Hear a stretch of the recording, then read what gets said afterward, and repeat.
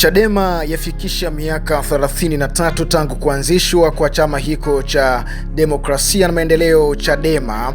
Kumekuwa na furaha sana kwa wale ambao waliweza kukipigania chama hiki mpaka kufikia wakati imefika katika kiwango ambacho miaka 33 sio kawaida. Yani kuishi kitu miaka 33, changamoto ni nyingi sana katika kuishi nacho kitu mpaka kufikia wakati inaonyesha kabisa sasa kimekuwa kikubwa zaidi, na kadiri ukubwa unavyozidi kuongezeka wa mtu au jambo lolote, basi hapo na changamoto kubwa hujidhihirisha katika vipindi tofauti tofauti. Lakini pia hata mtu au watu wanapozidi kuwa wanakuwa zaidi katika vipindi tofauti tofauti, pia kuna vitu au changamoto huongezeka zaidi.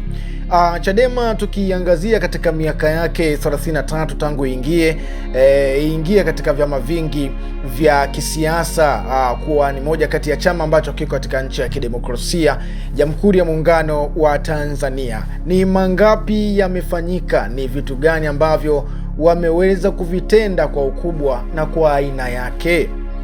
Ikumbuke kuwa chama hiki ni chama ambacho kimejengwa katika misingi kama jinsi wao husema siku zote, misingi ya haki na kidemokrasia zaidi. Wamekuwa wakipambana na kukipambania chama hiki kuweza kufikia wakati kinaweza kukamata dola, lakini jitihada hizo bado mpaka hii leo zimegonga mwamba. Lakini wanasema kwamba siku zote ukiwa vitani unapambana, siku moja ukiwa unapambana, basi mabadiliko na matokeo mapya yatakuja kutokea kiasi kikubwa cha kushangaza mataifa mengi duniani. Kama jinsi ilivyo kupitia chama cha Demokrasia na Maendeleo, leo hii harakati za Tundu Antipas Lissu zimempeleka gerezani kwa sababu tu yeye aliamini kupitia Chadema, chama cha Demokrasia na Maendeleo. Kile ambacho kinachomkabili Tundu Antipas Lissu kimehusishwa na mambo mengi ya uhaini, lakini kitu cha kwanza ambacho kiko pale mbele ni sura ya chama.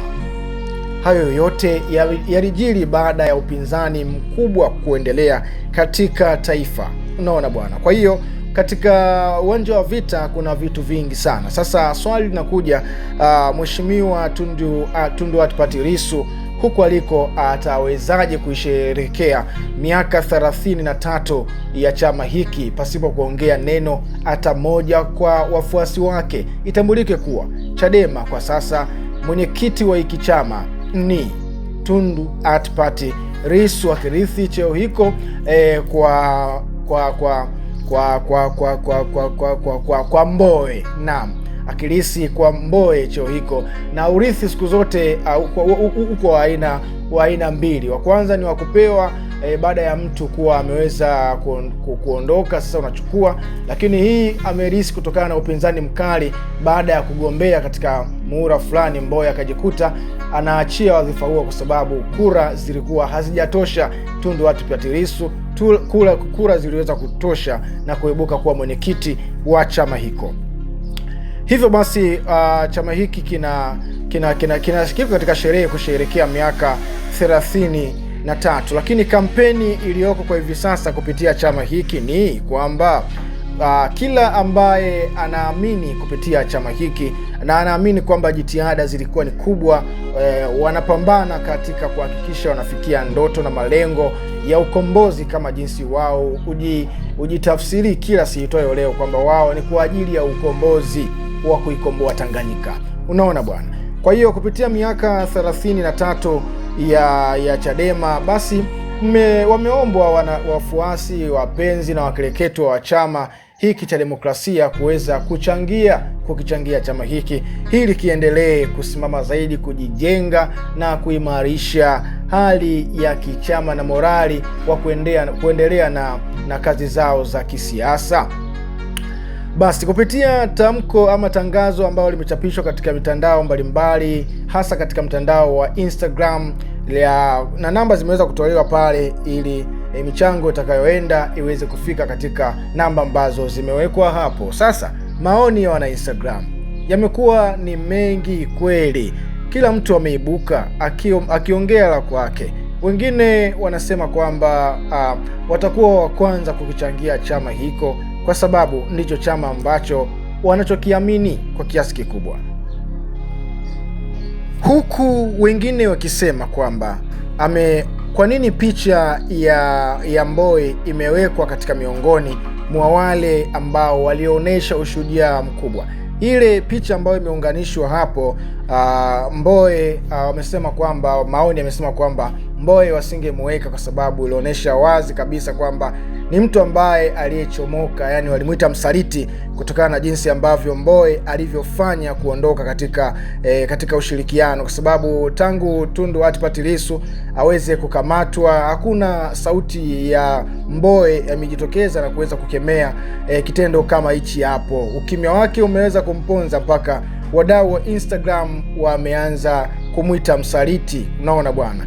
Kwa hiyo kuna mtu mwingine akasema kwamba kutoa mchango watatoa kwa sababu chama hiko ameweza kukitoa mbali, na umbali ambao ameweza kutoka katika chama hiko ni kikubwa zaidi, wanaweza wakachangia kwa kiasi kikubwa. Lakini wengine wakasema kwamba hawa watu wa Chadema wanaweza kusherehekea miaka 33 ya kuua watu, maana hawa ndio wamekuwa chanzo cha machafuko ya Oktoba 29 kutokea. Naona bwana, huku maoni mengi yakiwa ni kukubaliana na kuchangia kama jinsi ambavyo tangazo hili limeweza kutolewa, kuchangia chama hiki cha Demokrasia na Maendeleo, Chadema. Lakini walio wengi walipinga zaidi picha ambayo imewekwa pale ya Mbowe. Wao walitaka aendelee kuwepo katika bango Tundu Antipas Lissu na wengine ambao hawajafanya kitendo kama alichokifanya Mbowe. Hii imekaaje?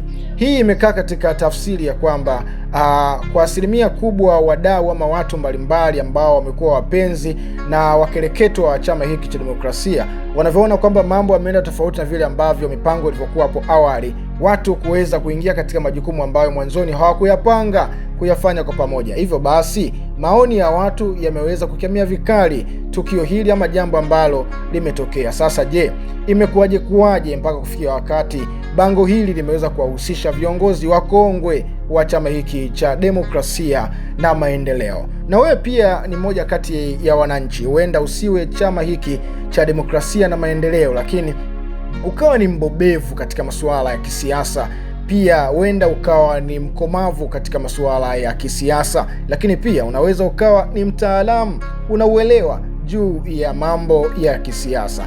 Kupitia hiki ama hivi ambavyo nimekusogezea, nimekuelezea, nimekuchambulia kama jinsi vilivyo, unaona bwana, na jinsi walivyochapisha mabango na maoni kama jinsi ambavyo yalivyoandikwa. Na wewe pia sasa unaweza ukatafakari kwa kina na ukaona ni namna gani unaweza ukatoa maoni yako kupitia video hii hapa. Hapo chini kuna kitu kimeandikwa comment. Hebu kabonyeza comment, alafu andika kile ambacho unahisi kwamba kwako kitakuwa ni sahihi na kitakuwa ni sawa kwa ajili ya kuendelea kuelimisha ama kutoa taarifa njema kwa umma wa Watanzania. Kokote kule uliko, basi nikwambie kwamba unaweza ukashare video hii hapa, lakini unaweza ukasubscribe ili uwe familia yetu na utakuwa ukipokea taarifa mbalimbali ambazo tunazokuwa tunazipachika katika mtandao huu hapa wa YouTube. Ninakusisitizia tena, maoni yako ni muhimu zaidi. Andika maoni yako hapo chini. Share video hii hapa kwenye magrupu mbalimbali, na wale watu ambao unaowaamini nao pia waweze kutoa maoni yao. Share video hii hapa. Wakati huu mimi nikutakie wakati mwema hadi wakati mwingine tena. Kwaheri.